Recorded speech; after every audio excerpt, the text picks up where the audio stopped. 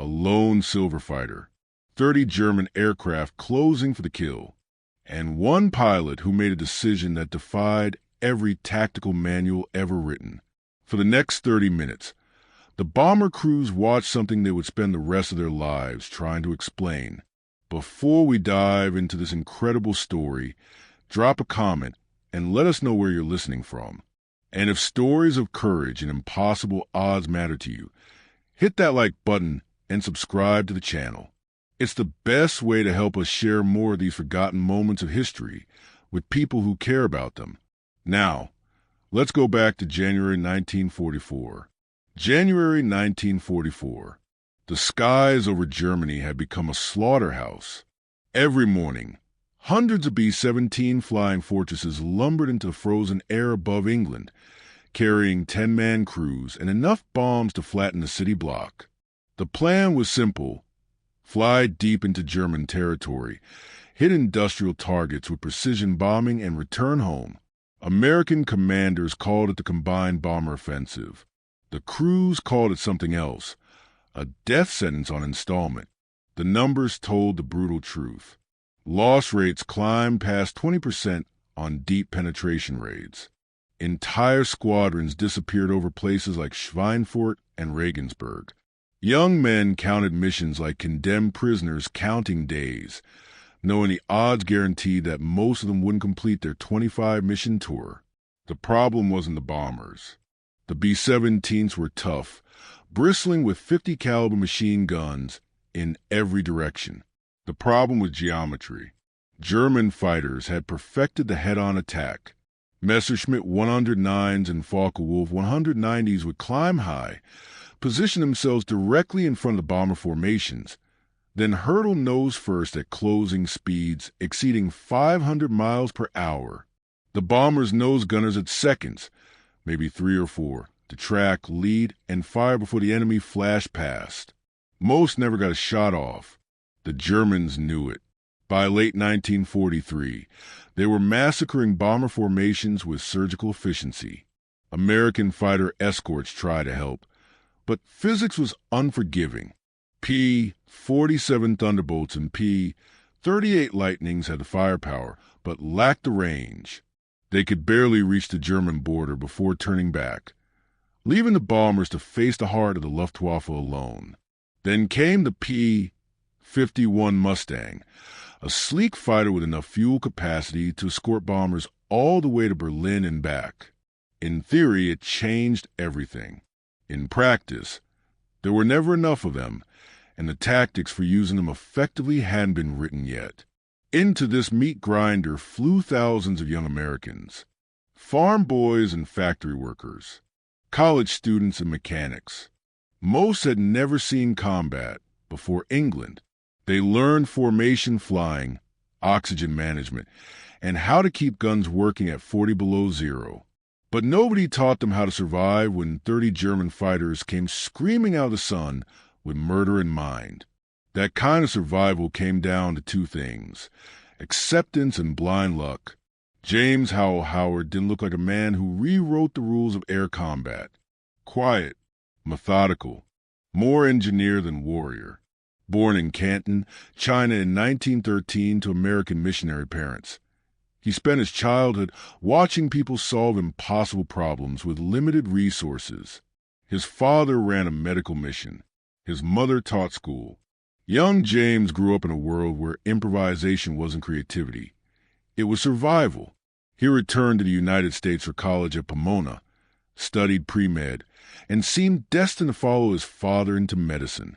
But aviation pulled him in a different direction. In 1937, he joined the Navy as an aviation cadet, flew fighters off the USS Enterprise, then was medically disqualified for a minor issue. Most men would have given up. Howard went to China. In 1941, just months before Pearl Harbor, he joined the American Volunteer Group, the legendary Flying Tigers. Under Claire Chennault, he flew P-40 Warhawks against Japanese bombers and fighters over Burma. The AVG operated outnumbered, outgunned, and completely isolated. No spare parts. No reinforcements. No room for error. Howard thrived in that chaos. He learned to exploit the P-40's strengths, its dive speed, its durability, its ability to absorb punishment. He learned to bait enemy fighters into bad positions, use terrain and weather as weapons, and never, ever fight fair. In 6 months with the Flying Tigers, he was credited with over 6 confirmed kills. When the AVG disbanded in mid-1942, Howard returned home and joined the Army Air Forces. He expected assignment to the Pacific. Instead, he found himself in England with the 354th Fighter Group, flying P-51 Mustangs as a squadron commander. At 30 years old, he was ancient by fighter pilot standards. Most of his squadron were barely 22. He didn't drink heavily or chase thrills like the others. He studied mission reports. He asked questions about enemy tactics. He thought in systems, how formations worked, where vulnerabilities existed, how the Germans moved and why. His squadron mates respected him, but found him odd, too calm, too analytical. He flew like he was solving an equation in real time, not fighting for his life. On January 11, 1944, that analytical mind would save dozens of lives. The briefing came early. Major Howard would lead 50 P-51s from 3 squadrons to escort a massive bomber strike against aircraft manufacturing facilities near Oschersleben, deep in central Germany. Over 500 B-17s and B-24s would participate. The mission profile was maximum range. Fighters would barely have enough fuel to reach the target area, stay for critical minutes over the objective, then race back to England before their tanks ran dry. Howard took off into winter darkness, formed up his squadrons, and climbed toward the bomber stream. Everything about the mission felt routine.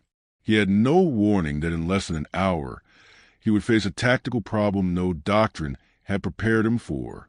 The mission began fracturing 20 minutes from the target zone. Cloud cover thickened over the North Sea. Visibility dropped. Radio discipline deteriorated as flight struggled to maintain visual contact. The bomber stream stretched out, lost its tight defensive geometry, and became vulnerable. Then the German fighters appeared. They came in flights of 4 and 6, climbing out of haze, positioning themselves ahead and above the bombers. The Luftwaffe had refined interception into choreographed violence. Fighters would climb high, roll inverted, then dive straight through formations nose first. The closing speed gave gunners almost no reaction time, and the concentration of cannon and machine gun fire was often catastrophic. Howard's P-51s engaged. Dogfights erupted across miles of sky. Pilots broke formation to chase attackers or defend bombers under fire. Within minutes, the neat geometry of the escort dissolved into chaos.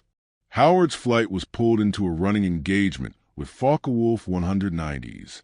He fired, maneuvered, tried to stay between the enemy and the bombers. But the math was brutal. Too many Germans, too few escorts, and fuel was already becoming a concern. Every minute of combat burned gallons they couldn't spare. Then Howard shot down a twin-engine Messerschmitt 110 and lost visual contact with his wingman in the confusion. He scanned the sky. Static on the radio. No other P-51s visible.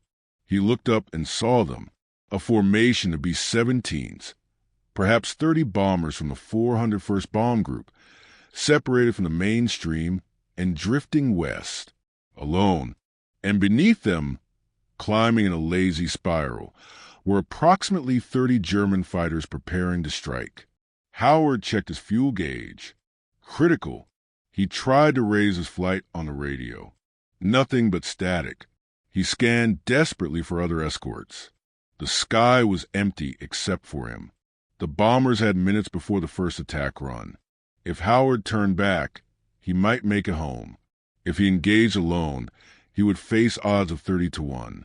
Even if he survived the initial pass, the Germans would swarm him the moment they realized he was the only defender.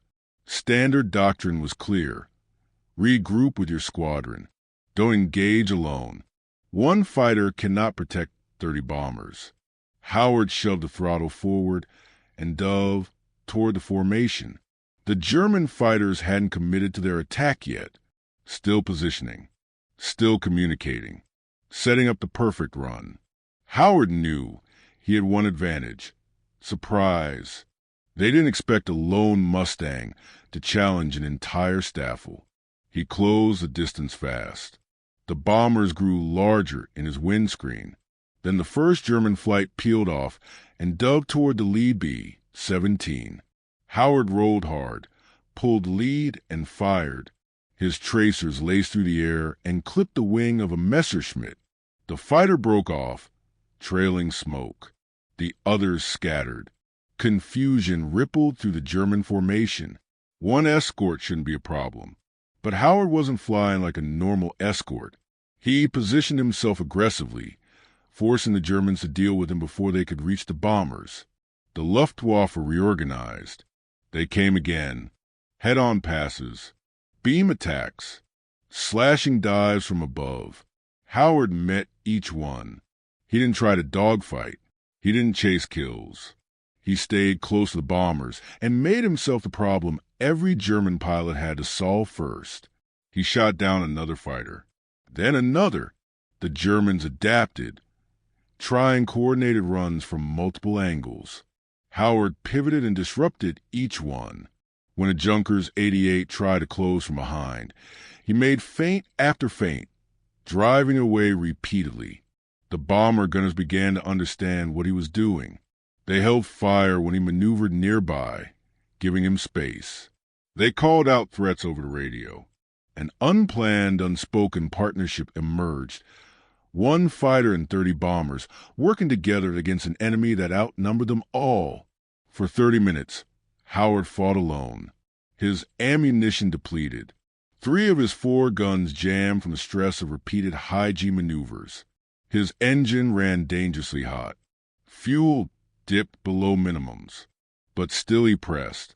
When his guns finally quit entirely, he continued making aggressive diving passes at German fighters, bluffing them into breaking off their attacks. The lead bomber pilot, Major Allison Brooks, watched in disbelief. Howard seemed to be everywhere at once, above the formation, below it, alongside it, always between the Germans and their targets. Brooks would later report, for sheer determination and guts, it was the greatest exhibition I'd ever seen. Finally, the German fighters disengaged, not because they'd been beaten, but because the tactical situation had shifted. The bombers were nearing friendly territory. Fresh Allied fighters would arrive soon. The risk-reward calculation had changed. Howard watched them go. He didn't chase. He had no ammunition, barely any fuel, and an engine coughing from fuel starvation. He eased his Mustang away from the formation. The lead B-17 wagged its wings in acknowledgement. Howard returned the gesture, rolled level, and began the long glide back to England. His engine died twice before he crossed the English coast at dangerously low altitude. He landed at the first available field. Ground crews found bullet holes throughout the fuselage, wings, and tail. They found an engine that had been running on fumes and prayer. But they didn't find a scratch on the pilot. Howard climbed out, filed a brief combat report, and said little. He mentioned the bombers, the Germans, and the engagement. He didn't embellish. He simply described what happened. The bomber crews told a very different story. When they landed at their bases in England, they debriefed with intelligence officers and recounted the mission with barely contained excitement. They described the lone Mustang that stayed with them for half an hour.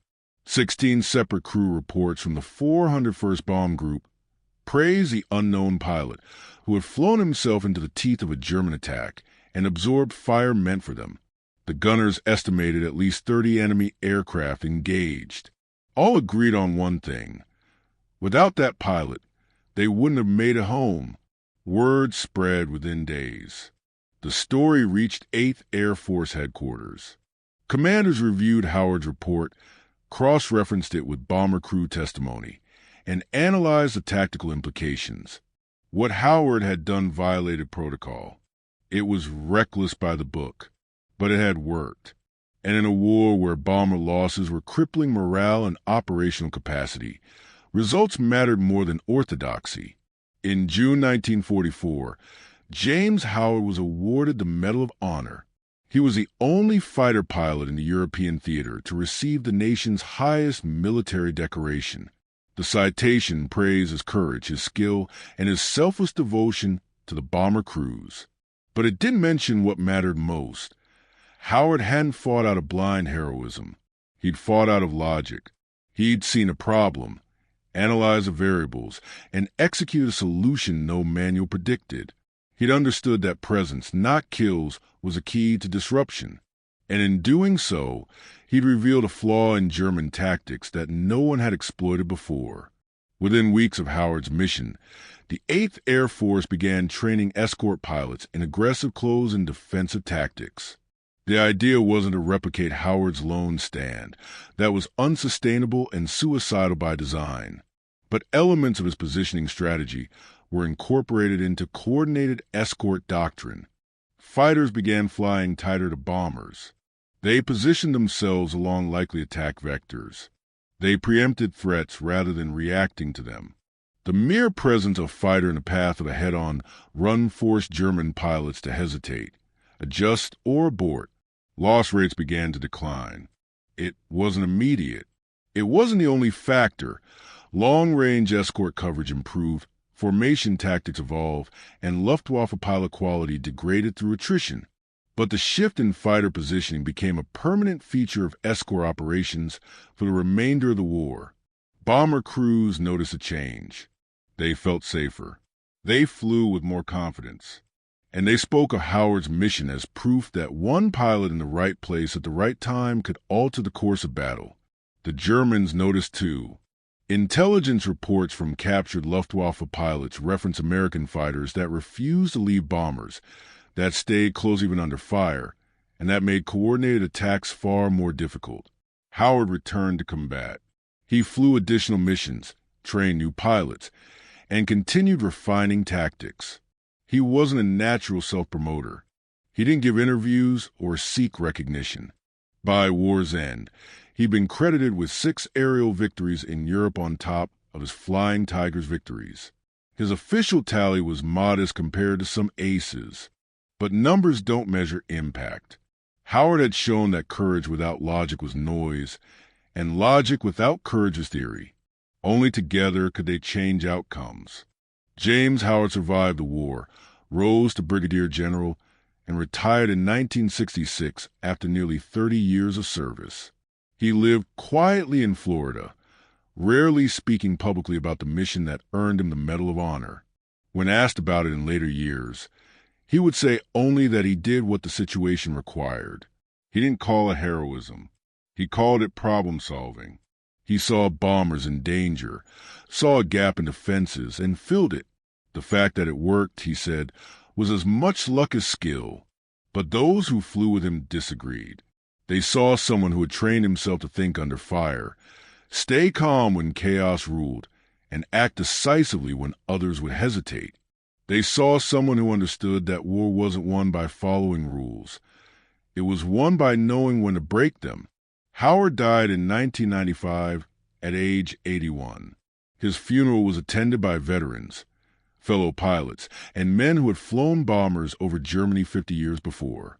They didn't speak of tactics or doctrine. They spoke of the day a lone Mustang stayed, when every logical reason said to leave. And they spoke of the lesson he left behind, that the most powerful weapon in war isn't the machine, but the mind that dares to use it differently. Stories like James Howard's deserve to be remembered. Men and women who made impossible decisions in impossible moments, who changed the course of history not through blind luck, but through clarity, courage, and a refusal to accept defeat. These aren't just war stories. They're lessons in how one person in one moment can still make all the difference. If this story moved you, if you believe these moments of history matter, then subscribe to this channel. Help us make sure stories like Howard's don't fade into obscurity. Every subscription tells us these stories are worth preserving. Every like helps us reach someone who needs to hear them.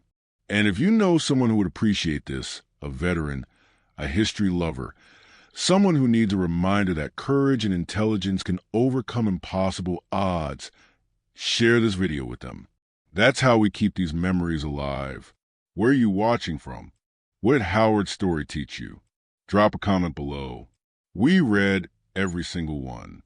On January 11th, 1944, Major James H. Howard, flying P-51B Mustang Ding Hao, of the 356th Fighter Squadron, 354th Fighter Group, engaged more than 30 German fighters single-handedly for approximately 30 minutes over Oschersleben, Germany. He was officially credited with destroying 3 enemy aircraft with probables and damaged. He is the only fighter pilot in the European theater of operations to receive the Medal of Honor